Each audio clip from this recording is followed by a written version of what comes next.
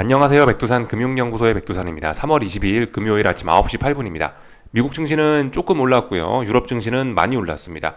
유럽 증시가 어젯밤 많이 오른 거는 FOMC 때문에 그렇다라고 봐야 되겠죠. 시차 때문에 FOMC 직전에 그 전날 목요일 날에 유럽 증시가 마감했잖아요. 마감한 이후에 FOMC 회의가 있었는데 그게 이제서야 반영돼서 급등한 거라고 보는 게 합리적일 것 같습니다. 그래서 어젯밤에 여러 가지 재료들이 있었는데요. 하나씩 살펴보자면은 일단 FOMC의 영향 이야기할 수 있겠죠. FOMC 회의의 영향이 뭐 오늘까지 있었다. 근데 제 생각에 FOMC의 영향은 별로 미미하게 작용을 한 것 같습니다. 뭐 유럽 증시에는 시차 때문에 유럽 증시에는 FOMC가 크게 영향을 미쳤을지 모르겠는데 미국 증시에는 별 영향 없었다라고 보는 게 맞을 것 같습니다.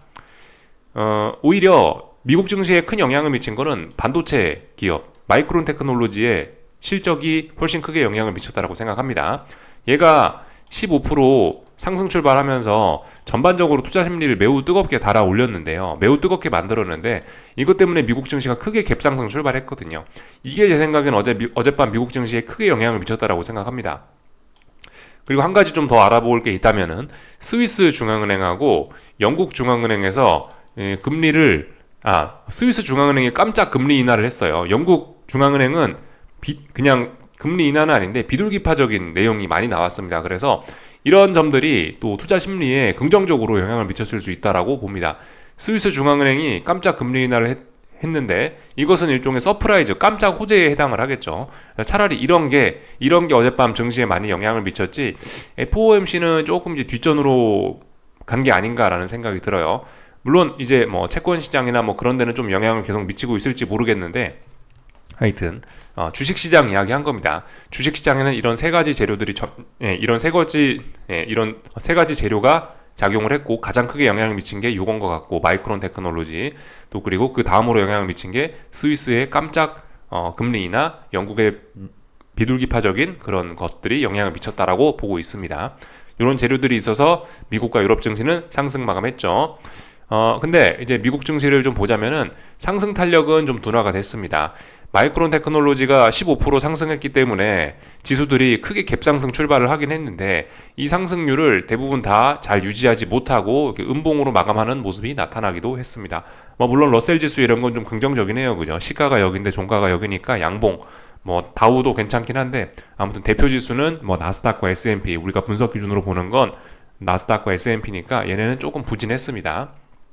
상승률을 잘 유지하지 못했죠. 이렇게 상승률을 잘 유지하지 못하고 음봉으로 마감을 한 데에는 아무래도 이제 최근 단기간에 급등 폭등이 좀 기술적으로 부담스러웠기 때문에 차익 실현 매물이 쏟아져 나오기 때문에 그런 거라고 생각을 할 수 있겠죠. 그 와중에 애플이 또 급락한 것도 이렇게 이 나스닥과 S&P가 음봉을 만들어내는데 또 일조를 하기도 했습니다. 애플 반독점이라고 검색을 해보면 이런 기사가 나옵니다. 미국 정부에서 애플 반독점법 위반을 제소를 했다고 합니다. 그래서 이 소송 때문에 애플 주가가 4% 이상 급락을 했는데 이것 때문에 나스닥이 좀 많이 내려왔을 가능성이 있죠. 아무래도 엔비디아가 뭐 1% 정도 올라고 그 엔비디아가 선방을 하고 마이크론 테크놀로지가 아무리 선방을 하고 했어도 얘네 시가총액이 조금 좀 비교적 좀 작다 보니까 또 그리고 애플의 낙폭이 워낙 컸다 보니까 나스닥에는 큰 영향을 미쳤다라고 보여집니다. 나스닥은 굉장히 분위기는 좋았으나 차익 실현 매물과 애플 덕분으로 이렇게 좀 음봉 조금 부진했다 싶습니다. 그러나 뭐라 말씀드렸죠. 여전히 낙관적인 분위기는 어마어마합니다. 낙관론에 불을 지폈습니다. FOMC 회의와 마이크론의 실적이요.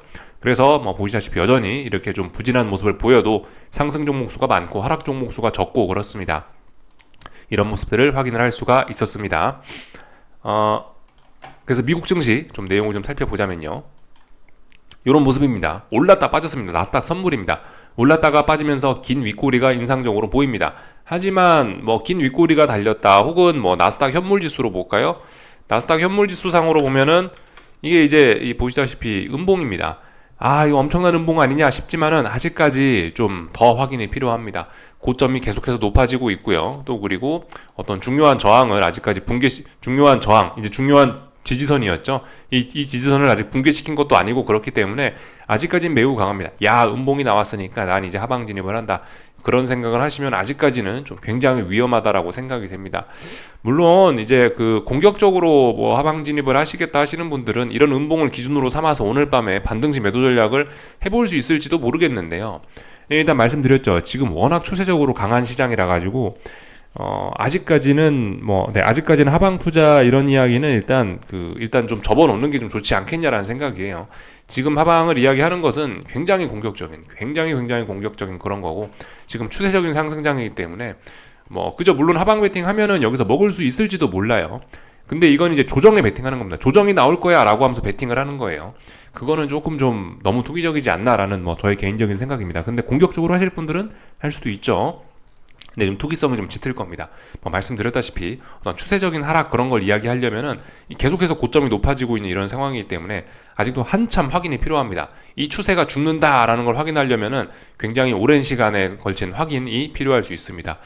글쎄요, 어쩌면은 그런 확인 과정이 조금 빨라질 수 있을지도 모르겠지만은 요즘에 변동성이 커져서 시장이 생각보다 막 급하게 움직이면서 그런 저항을 빨리 확인할지도 모르겠습니다만은, 근데 어쨌든 아직까지는 어떤 위험 신호 이런 건 없는 겁니다. 이건 단지 지난 몇 거래일간의 급등, 또 그리고 마이크론의 급등에 따른 차익 실현 매물 이런 것들로 인해서 그냥 이제 워낙 많이 올라서 단기적으로 차익 실현 매물이 나오는 거라고 보시면 되겠습니다. 이거를 어떤 위험 신호 이런 걸로 보기는 어렵습니다. S&P 지수도 그래요. 워낙 많이 올랐기 때문에 이제 차익 실현 매물이 나오는 거라 조그맣게 음봉이 나온 거죠. 현물 지수상으로는 그런데 어쨌든 선물 지수상으로 봐도 어쨌든 여전히 강한 건 맞습니다. 분명히 위로 잘 올라가고 있고 아직 이 급등세가 끝났다라고 보기 어렵습니다. 그냥 잘 올라가고 있고 변동성이 분명히 확대가 되어 있는 게 맞습니다. 그래서 이제 변동성 지수들을 보면 이제 어떤 흐름이 나타나고 있냐면 이런 모습들이 나타나고 있죠. 잘 안 죽습니다. 이제 대략적으로 여기가 이제 매우 중요한 이런 어떤 지지선 부분이 되겠죠. 이쪽 부분이 어떤 지지력이 많이 밀집되어 있는 매물대라고 우리가 볼 수 있을 겁니다. 이 부분까지 급하게 도전을 했었는데 어젯밤 그 차익 실현 매물이 나오면서 하락을 하면서 변동성 지수는 또 살짝 아래 꼬리를 달아줬는데요. 그러니까 이런 것만 봐도 이게 시장이 지금 좀 이 경계는 해야 될 때입니다. 그러니까 이런 걸 봐서라도 지금은 이제 슬슬 하방 생각하시는 분들도 움직이면 안 되니까 현금 비중이 높아야 되는 게 맞고, 상방 보시는 분들도 이제 이만큼 많이 해먹었기 때문에 어느 정도 좀 현금 비중을 확보하는 게 좀 적절한 때라고 판단이 됩니다. 이래저래요. 물론 지수는 아직까지 계속 고점을 갱신하면서 올라가고 있긴 합니다만은 이제 오를 때마다 조금씩 현금 비중을 확보하는 게 좀 중요할 거다라 말씀을 드리고 있죠. 그래서 이런 점들을 우리가 좀 확인을 해봤습니다. 그래서 변동성 지수들 이런 것들이 아래 꼬리를 달고 있다. 조금 물론 아직은 이런 게 당장 큰 위기는 아닙니다만은 잠재적인 폭탄이 계속해서 있긴 있다는 겁니다. 이게 해소가 안 되고 있다라는 거 말씀을 좀 드릴 수 있겠고, 애플인데 보시다시피 어젯밤에 그 반독점 그걸로 인해서 폭락을 하면서 급락을 하면서 거래량도 좀 나오면서 장대 음봉이 나왔습니다. 이제 이쯤에서 애플은 이제 의심을 좀 해봐야 될 때가 온 거예요. 애플이 이런 식으로 이제 대략적으로 큰 박스권을 그리고 있었는데 박스권 하단 자리에서 반등을 뻔하게 해야 되는 자리에서 반등을 했습니다. 말씀드린 게 반등해야 되는 뻔한 자리에서 반등을 하게 되면은 오히려 하락 추세가 더 연장이 될 수 있다라 말씀드리고, 차라리 여기서 한번 언더슈팅을 확 줬으면은 차라리 지금 신나게 이 어떤 추세적인 반등을 만들면서 잘 올라가고 있을 수도 있다라는 그런 이야기. 물론 만약이니까 이런 거는 큰 의미는 없는 이야기인데, 하여튼 반등 나와야 될 때에서 반등 나오고 있기 때문에 다시 하락이 연장이 될 가능성을 좀 주의하자라는 이야기를 드렸는데, FOMC 때문에 축포를 터뜨리더니만 다음날 장대 음봉이 나오면서 지금 이제 이거는 경계를 해야 될 그런 시점이 됐죠. 이거 봐라, 여기서부터 이렇게 빠지다가 반등이 나왔는데 반등이 끝나고 나서 다시 하락이 시작되는 게 아니냐라는 이제 우려를 이제 우리가 해봐야 되는 그런 자리에 온 겁니다. 애플이 좀 비실비실합니다. 참고적으로 보시면 될 것 같고요. 아무리 애플 시가총액이 2등이다 3등이다 그렇다 해도, 애플의 영향력이 좀 줄어들었다 해도 애플은 대형주로서 좀 의미가 있죠. 애플의 주가는 좀 나스닥 지수나 시장 전체에 여전히 큰 영향을 미치긴 할 겁니다. 물론 엔비디아의 존재감에 요즘 애플의 존재감이 살짝 좀 밀리긴 했지만은 그럼에도 불구하고 중요하게 봐야 될 종목임은 분명하죠. 그리고 여러 가지 호재에도 불구하고 이제 엔비디아는 지난번에 워낙 많이 올랐기 때문에 상승 탄력이 좀 둔화가 되어 있습니다. 그러나 이 역시 위험 신호가 보이지 않아요. 잘 올라가는 겁니다. 그냥 그냥 아직까지 기간 조정, 이거 언제든 더 올라가려는 그런 모습이긴 해요. 아직까지 기간 조정이죠. 이 정도면요. 이 음봉을 기준으로 해서 기간 조정을 벌이고 있고, 어떤 위험 신호 없이 아직까지 건전하게 지지력 보여야 될 자리 지지력 다 보이고 너무나 잘 올라가려고 하는 모습입니다. 물론 물론 지금 당장 상승 탄력이 좀 둔화가 되고 음봉이 나오고 그렇긴 합니다만은 좀 부진했죠. 어쨌든 지금은 좀 부진한데 전반적인 내용은 건강합니다. 아직도 더 올라가려고 지금 그러고 있어요. 아직까지 위기 신호 없다, 그겁니다. 마이크론 테크놀로지는 이제 15% 급등하면서 차익 실현 매물이 나오면서 음봉이 나왔는데, 이런 점들 때문에 반도체 지수나 나스닥 지수가 조금 영향을 받았을 수 있겠죠. 아무튼 이 마이크론이 15% 급등한 거, 어젯밤 나스닥이 올랐던 거는 사실 한국 증시에는 이미 반영된 거라고 참 생각하시면 됩니다. 이 어제 한국 증시 시작하기 전에 마이크론 실적이 발표돼서 15% 급등했던 거고, 그 내용은 이미 어제 한국 증시에 반영을 했어요. 그래서 이제 더 이상 이제 오늘 밤에 봐라 마이크론이 10몇 프로가 올랐고 나스닥이 몇 프로가 올랐고, 그거는 오늘 한국 증시 투자자분들은 신경 안 쓰셔도 될 것 같습니다. 반영된 소식이라고 보는 게 좋을 것 같아요. 오늘 한국 증시에 작용할 만한 특별한 어떤 재료는 없는 겁니다. 한국 증시에 반영되지 않은 재료가 있다면 영국 중앙은행의 비둘기파적인 이야기, 스위스 중앙은행의 금리 인하, 이런 것들 생각하시면 되겠고요. 반도체 지수 지금 잘 보셔야 될 자리입니다. 이제 어쨌든 여기까지 올라오면서 이 고점은 상당히 높이긴 했는데 여전히 이 지난번 장대 음봉의 영향을 받고 있습니다.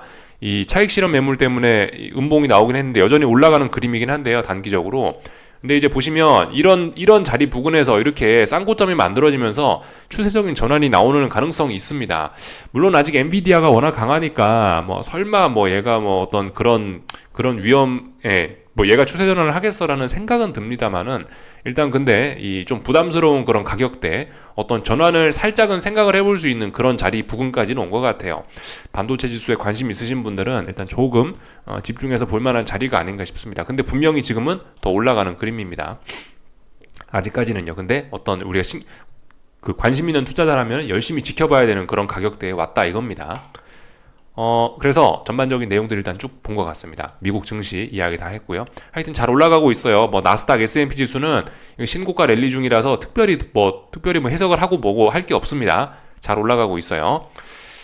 그리고 이제 금리와 달러 이야기를 좀 하겠습니다. 어젯밤 금리는 결국 제자리였어요. FOMC 회의에 FOMC 회의에서 비둘기파적이었으니까 금리가 하락 압력을 받긴 받습니다. 그런데도 불구하고 인플레이션이 찐득하다라는 표현도 분명히 했거든요. 그런 걸 많이 의식하는 것 같아요. 그래서 여전히 아랫꼬리를 이렇게 많이 달고 있습니다. 여전히 하방 경직성 보이고 있어요. 이 정도면은 물론 매도세가 강합니다. 그죠? 금리가 떨어지고 있긴 있는데 그렇게 의미 있게 떨어지진 않아요. 이 버티는 게 굉장히 좀 강한 것 같습니다. 그래서 여전히 이 상승 중 눌림일 가능성이 있고 또 올라가려는 가능성이 어느 정도 좀 보이긴 합니다. 어젯밤에 그래서 좀 일단 가만히 있었어요. 조금 더 지켜보자. 제가 실질적으로 금리 하락에 베팅하고 싶은 그 ETF 상품들은 일단 죽지는 않습니다. 하방 경직성은 만들어놨는데요. 여기서 의미 있게 올라가겠다라는 매수세가 보이지는 않아서 일단은 진입을 안 했습니다. 더 이상 이제 금리가 올라가려고는 하진 않으니까 제가 금리가 떨어지는 ETF 베팅한다 했죠. 하방 경직성은 나왔어요. 몇 거래일 동안 더 이상 빠지지는 않습니다. 근데 의미 있게 여기서 저항을 돌파한 척하고 올라가야지 되는데 올라가려는 생각은 아직까지 없어요. 이게 금리 차트 모양에서도 대충 눈에는 띄죠. 그죠? 금리가 여기서 공격적으로 아래쪽으로 더 떨어져야 이제 그게 수익이 나는 건데 금리가 지금 하방은 또 제한하고 있습니다. 그렇기 때문에 더군다나 어제 스위스 중앙은행에서 금리 인하했잖아요. 그런 깜짝 금리 인하는 금리가 떨어지는 요인이긴 한데 근데 보시다시피 금리가 잘 안 떨어지고 있습니다. 이런 점들은 조금 좀 말씀드렸다시피 경계해야 될 부분이라고요. 제가 어제 저녁 영상에서 말씀드린 게 10년물 금리가 푹푹푹 떨어지면서 그래야 이제 또 사실 주식시장에 더 긍정적일 수 있긴 있는데 10년물 금리가 하방 경직성을 보이는 점에 우리가 좀 주목을 할 필요가 있다라는 말씀 드렸는데 보시다시피 계속해서 하방 경직성을 보이고 있긴 합니다. 그래서 일단 아직까지 아무것도 안 하고 있어요. 금리가 떨어진다에다 베팅할 생각은 있습니다. 그게 일단 순 방향이니까 그게 일단 금리 인하를 앞둔 6월 금리 인하를 앞둔 순 방향이니까 금리 인하에 베팅할 생각은 있는데 근데 일단은 보시다시피 아직까지는 금리가 좀 올라가려고 하는 그런 것도 굉장히 좀 강한 것을 우리가 확인하고 있습니다. 이거 사실 굉장히 강한 거예요. 영국에서 스위스에서 또 그리고 여러 가지 뭐 이야기를 하긴 했는데 인플레이션이 찐득하다라는 파월의장의 발언 그런 것 때문에 얘가 일단 얘가 더 이상 아래로는 안 빠지고 있거든요. 굉장히 강한 거라고 볼 수 있겠습니다. 그래서 아직까지 망설이고 있습니다. 2년 금리는 어젯밤에 오히려 이제 올랐죠. 네, 2년 금리 올랐어요. 그러니까 약간 이제 너무 급한 급락에 대한 일단 되돌림 정도라고 일단 볼 수가 있겠습니다. 근데 좀 의심은 해봐야 되긴 하겠죠. 네, 여기서 갑자기 물론 여기서 갑자기 얘가 확 올라갈 리는 없겠지만은 어쨌든 지금 FOMC 회의에 대한 그런 반응을 천천히 이제 검증하고 있는 과정이에요. 근데 검증을 하고 있는데 보시다시피 저기 금리와 달러 뭐 이런 부분 같은 경우는 이 FOMC 당일날 반응이 속임수였을 가능성도 조금씩 보이긴 합니다. 어제 미국 증시는 이제 그냥 신나게 올랐기 때문에 사실 FOMC 내용을 뭐 반영한다 어쩐다 그런 이야기를 하긴 좀 그런 것 같고요. 이건 마이크론 테크놀로지 때문에 올랐다라고 보는 게 그냥 맞을 것 같고, 그래서 여전히 주식시장은 FOMC에 별 관심이 없다라는 생각을 제가 일단 하고 있고요. 금리와 달러는 근데 말씀드렸다시피 FOMC 당일날 반응을 약간씩이나마 되돌리고 있고 FOMC 내용을 좀 거역하는 그런 모습들을 좀 보이고 있어서 그죠? 조금 더 어쨌든 이 시세를 검증할 필요는 있을 것 같아요. 근데 어쨌든 여전히 2년물 금리는 아래쪽으로 내려오는 힘이 강한 거고 뭐 그렇습니다. 찐득한 거는 10년 금리입니다. 10년물 금리가 지금 잘 안 내려오고 있습니다. 찐득하게 버텨서 자칫 잘못하면 이거 얘가 위쪽으로 올라오는 게 아니냐라는 생각이 여전히 좀 있습니다. 그래서 베팅 안 하고 있다고요. 달러가 어젯밤에 또 크게 튀었습니다. 예, 달러가 어젯밤에 크게 튄 거는 사실 이제 뭐 명목적으로 따지면 그겁니다. 명목적으로 따지면은 영국 중앙은행 또 그리고 그 스위스 중앙은행에서 비둘기파적인 이야기하고 금리 인하 했으니까 상대적으로 달러가 강세가 나오는 게 맞죠. 맞습니다. 이게 매우 자연스러운 현상입니다. 근데 이제 뭐 한편으로 요렇게도 조금 무리하게 해석을 해볼 수 있을지도 모르겠어요. 인플레이션이 찐득하다라고 파월 의장이 경고하지 않았었습니까? 그죠? 뭐 그랬던 점 때문에 뭐 달러가 올랐다라고 뭐 볼 수도 있을지도 모르겠습니다. 근데 이런 거는 크게 이야기하면 안 되겠죠. 어느 정도 좀 영향이 있었겠다. 그런 영향도 있었겠다 정도로 가볍게 받아들이시는 게 좋지 않을까 싶습니다. 하여튼 그래서 달러 인덱스는 보시다시피 FOMC의 영향을 거역해 버렸습니다. FOMC 당일날 반응을 완전히 뒤집어 버렸죠. 그래서 저렇게 올라간다. 더 올라가겠다라는 의지다. 그죠? 음봉을 완전히 극복했으니까, 사실상 완전히 극복했으니까 더 올라가겠다라는 거고, 이 달러가 급등한 영향으로 인해서 뭐 주요국들 환율이 다 엄청나게 좀 튀었습니다. 그래서 지금 원달러 환율은 지금 보시면은 어제 종가가 20 몇 원이었죠. 어제 종가가 22원이었는데 오늘 28원에 거래되고 있고, 그래서 지금 굉장히 변동성이 큰 상황입니다. 어쨌든 원달러 환율은 박스권. 지금 제가 특별히 드릴 말씀은 없습니다. 어떻게 될지 잘 모르겠어요. 일단. 그리고 뭐 다른 주요국 통화들 예를 들면 뭐 엔화 뭐 이런 것도 있죠. 엔화 이런 것도 어젯밤에 크게 약세 흐름 진행됐습니다. 스위스 중앙은행과 뭐 이런저런 이야기로 인해서 약세 흐름 진행됐습니다.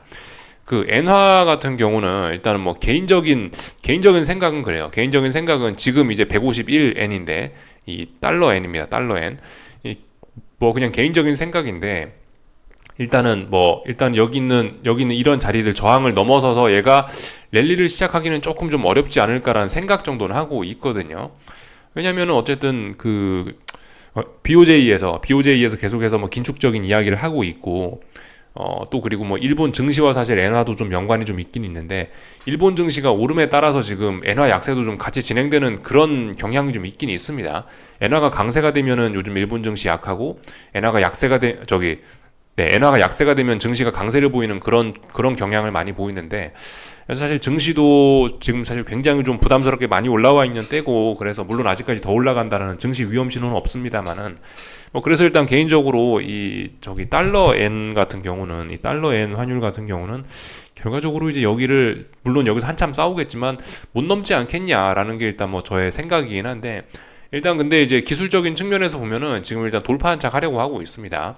어제 달러 강세가 나왔던 점이 특히 이걸 넘어가는 걸 지금 더욱더 가속화시키고 있긴 해요. 근데 아직까지는 이 저항권에서 이 매물 소화하고 있고 싸우는 중이기 때문에 뭐 일단은 뭐 특별한 이야기는 하지 않겠습니다. 하여튼 이 정도 가격대가 지난번 22년 10월에 만들어 놓은 고점 부근이기 때문에 이 부근에서 움직임은 지금 현재 매우 둔화가 되어 있고 뭐 넘어간다라고 보장은 할 수 없죠. 그래서 개인적으로는 이거 넘어가겠냐라는 생각을 일단 좀 하고 있긴 있어요. 다른 것도 좀 하나 좀 볼게요. 그 N1 환율인데요. N1 환율은 요즘에 주식시장 때문에 이렇게 움직인다라고 볼 수가 있을 것 같습니다. 이게 엔화에 비해서 이 원화는 위험자산이지 않습니까? 엔화는 일종의 안전자산으로 분류가 되고 기축자산, 어떤 뭐 기축통화 이런 걸로 분류가 되고 원화는 그런 게 아니죠. 그냥 위험자산이죠. 근데 요즘에 한국 증시 주식시장이 워낙 뜨거우니까 뭐 한국 주식을 사기 위해서 혹은 뭐 위험자산을 사기 위해서 분위기가 워낙 좋으니까 그래서 원화 강세가 이렇게 나타나는 것 같아요. 이렇게 이 N1 이런 환율이 강세를 보일 때는 이제 한국 증시가 보통 좋고 한국 경제도 잘 나가고 있을 확률이 좀 높긴 높습니다. 그래서 하여튼 그런 것 때문에 이런 영향이 나타나는 것 같다. 통화 정책상으로는 말이 안 되긴 하죠. 일본 중앙은행이 뭐 어쨌든 뭐 금리 인하를 하고 뭐 그런 데니까 일본 중앙은행이 금리 인상을 하고 그런 데니까 원래는 이제 엔화 강세가 조금이라도 나오는 게 맞는데 지금의 이런 움직임은 그냥 주식시장이 워낙 요즘에 뜨거우니까 그래서 위험자산 선호 때문에 이렇게 원화가 강세를 보이는, 원화가 아래쪽으로 내려오는 이런 모습을 보이는 것 같습니다. 근데 이 아래쪽에 중요한 지지선들이 좀 있어가지고 하여튼 위험자산이 굉장히 랠리를 잘 보이고 있어서 계속해서 얘가 아래쪽으로 계속해서 아래쪽으로 내려오려고 하는 것 같은데 아래쪽의 지지력들이 근데 만만치는 않은 자리이긴 합니다. 뭐 이게 월봉 뭐 이런 걸로 봐도 그렇고 전반적으로 좀 전반적으로 어떤 지지선이 많은 부담스러운 그런 구간이긴 하죠. 하여튼 뭐 이렇게 너무나 원화가 강세였을 때는 그 이후에 전반적으로 뭔가 좀 흐름이 좀 안 좋았던 역사들이 좀 많이 있긴 합니다. 뭐 이 정도 보면 될 것 같아요. 오늘 좀 이야기가 좀 길었네요. 잔잔한 다른 이야기들이 좀 길었네요. 하여튼 그 달러가 급등하면서 금값이 조금 출렁출렁했고 국제유가도 원자재들도 좀 출렁출렁했습니다. 구리값이 요즘에 좀 힘을 못 쓰는데 중국 증시가 조금 좀 조정이 좀 나오려나 싶은 생각이 있어요. 요즘에 구리값이 오랫동안 못 가고 있죠. 저항을 한 일주일 가까이 누적시켰습니다. 가격 조정이라도 한번 나올 것 같은 뭐 그런 모습입니다. 나머지는 뭐 특별한 거 없죠. 다 본 것 같습니다. 한국 증시 볼 건데요. 한국 증시 오늘 삼성전자는 매우 중요한 저항 부근에 딱 걸려 있습니다. 물론 뭐 고점은 살짝 높였을지 모르겠는데 하여튼 이 자리 모 아니면 도인 자리입니다. 새로운 상승의 시작이냐 아니면은 상승의 끝이냐 뭐 그 둘 중 하나죠. 삼성전자 기존 상승 추세 기존 1년 조금 넘는 기간에 이 상승 추세를 완전히 끝낼 거냐 아니면은 새로운 시세의 시작이냐 둘 중 하나 입니다. 지금 어떤 건지는 아직까지는 우리가 이 정도 보고 명확하게 결정하기는 좀 어렵죠. 물론 지금 상황에선 삼성전자는 더 올라간다라고 보는 게 어떤 정석적인 그런 기술적인 분석에 해당하긴 합니다. 야 봐라 대량거래 장대 양봉 나왔으면 대량거래의 장대 양봉은 무조건 새로운 시세의 시작이지라고 해석하는 게 일반적이지 않습니까? 그죠? 더군다나 여기서 뭐 에너지도 많이 모았다가 터뜨렸기 때문에 야 이러면 새로운 시세의 시작이지라고 보는 게 맞습니다. 그렇긴 한데 근데 역사가 근데 뭐 항상 그렇지만은 않죠. 예. 속임수라는 게 많이 있기 때문에 하여튼 그렇다. 요 정도 일단 보면 될 것 같고요. 하여튼 오늘은 그 지금까지 워낙 많이 올랐었기 때문에 한국 증시가 워낙 그동안 코스피와 대형주 위주로 워낙 많이 올랐었기 때문에 오늘은 이제 숨죽이는 날인 것 같습니다. 지금 보니까 그죠? 그리고 상대적으로 삼성전자가 모든 돈을 다 빨아먹었기 때문에 한동안 서운했던 친구들이 또 올라가고 있고요. 에코프로 친구들 상대적으로 서운했던 친구들이죠 그동안. 그러니까 오늘 코스닥 뭐 조금 올라가는 것 같고요. 코스피는 오늘 뭐 조금 서운할 수 있을지 모르겠습니다. 하여튼 이게 삼성전자와 하이닉스가 좀 빌빌대야 그래야 다른 종목들이 좋고 분위기가 좀 전반적으로 좀 좋을 수 있겠죠. 하여튼 그 뭐 오늘 보시다시피 코스피 이렇게 보시다시피 그 고점을 좀 높이고 있습니다. 최소한 오늘 근데 삼성전자 좀 전에 음봉 나오는 꼬라지를 봐서는 일단 오늘 최소한 뭐 어제와 같은 그런 급등 폭등은 일단 아닐 것 같긴 합니다. 그죠? 왜냐하면 시작부터 일단 개파락 출발했잖아요. 지금 보시면 코스피와 코스닥 어젯밤에 뭐 미국이 올랐다 어쩌다 저쩌다 했는데 말씀드렸다시피 마이크론 실적 이런 건 일단 반영된 거고 어제 한국 증시에 반영된 거고 그래서 일단 하락 출발했죠. 하락 출발했으니까 일단은 뭐 어느 정도 이건 매도세가 시작부터 등장을 한 거고 대신에 삼성전자도 그리고 지금 음봉 나오고 이런 것들을 보니까 오늘은 뭐 초강력한 매수세 일단 이런 건 아니고 그죠? 그렇다면 오늘 숨죽이는 날이 되긴 될 겁니다. 숨죽이는 날. 근데 말씀드렸다시피 워낙 지금 추세적으로 강하기 때문에 고점은 이렇게 높아지는 모습들 나타나고 있는데 하여튼 글쎄요 어떻게 될려나 잘 모르겠습니다. 일단 근데 개인적으로 이런 자리는 슬슬 역발상을 해볼 자리이지 이게 그 역발상을 하고 이런 자리에서 일단 주식 비중을 슬슬 줄여가는 자리지 여기서 일단 주식을 더 추가로 매수한다. 코스피 대형주와 코스피 매수한다는 그거는 굉장히 좀 위험할 것 같습니다. 그건 좀 일단 아닌 것 같고요. 지금 뭐 이런 식으로 진행되고 있는 것일 수도 있습니다. 지금 이런 식으로 진행되고 있는 것일 수도 있어요. 그 1월 2일 날 첫날에 찔끔 더 오르고 나서 그 다음에 훅 무너졌죠. 솔직히 지금 이 한국 증시가 지금 이게 상승 목표치가 좀 더 남아있긴 해요. 사실 그 코스피 같은 걸 보시면 여기서부터 상승한 거잖아요. 요렇게 해가지고 지금 지금 N자가 잘 그려지지는 않는데 하여튼 뭐 이런 식으로 해서 지금 올라가고 있는 거기 때문에 사실 여기 상승 목표치가 더 남아있다라고는 일단 보여집니다. 상승 목표치는 더 남아있는데 근데 어쨌든 지금 뭐 워낙 변동성이 크고 좀 투기적인 시장이라서 제가 일단 뭐라고 말은 못 하겠습니다. 여기서 똑같이 이런 패턴으로 훅 진행될 수도 있는 거고, 근데 이렇게 훅 진행되기에는 지금 세계 증시 분위기가 좀 너무 뜨겁지 않나라는 생각도 좀 들고. 하여튼 근데 분명한 거는 있어요. 분명한 건 어쨌든 제가 지금은 제가 들고 있는 포지션을 청산을 해도 별로 그렇게 메리트가 없는 자리다. 차라리 한번 여기서 이렇게 조정이 나오거나 그러면은 청산하는 게 맞다. 뭐 그런 생각 정도이고요.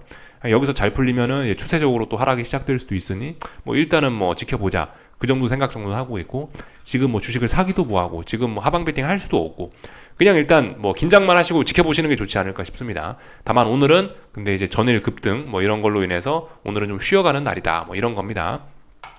다 말씀드린 것 같습니다. 뭐 나머지 특별한 거 없죠. 오늘 코스닥 친구들이 뭐 상대적으로 그래도 조금 삼성전자가 서운하니까 조금 더 뭐 상승할 수 있는 그런 여력은 있을지 모르겠습니다. 그리고 마지막 한 가지만 좀 말씀을 드리면은, 이제 지금 자리에서, 그러니까 지금 코스피 이런 자리는요, 여기 보이시죠? 코스피. 옛날에 이런 식으로 2차 상승이 나올 수도 있는 자리예요. 지난번에 여기서 1차 상승 이후에 기간 조정, 2차 상승 이렇게 나오지 않았습니까? 여기 이런 자리. 이때가 언제냐면은, 21년 겨울, 21년에서, 20년 겨울에서 21년 초로 넘어가는, 20년 11월에서 21년 1월 달까지 펼쳐지는 랠리, 이때 보고 있는데요. 지금 이때처럼 오를 수도 있습니다, 여러분들. 이거 굉장히 주의하긴 해야 돼요. 이때처럼 오를 수도 있어요. 안 그래도 그래서 어젯밤에 이때 당시에 수급을 좀 찾아봤는데, 수급적인 측면에서는 지금이 훨씬 더 과열이 되기도 했습니다. 옵션 가격 측면에서는 뭐 이때나 비슷비슷하긴 한데, 이때가 조금 더 콜 옵션 대박은 이때가 조금 더 많이 났더라고요. 움직인 게 어마어마하니까. 이때 콜 옵션 아무래도 이때 옵션이 훨씬 더 대박이 많이 터졌겠죠.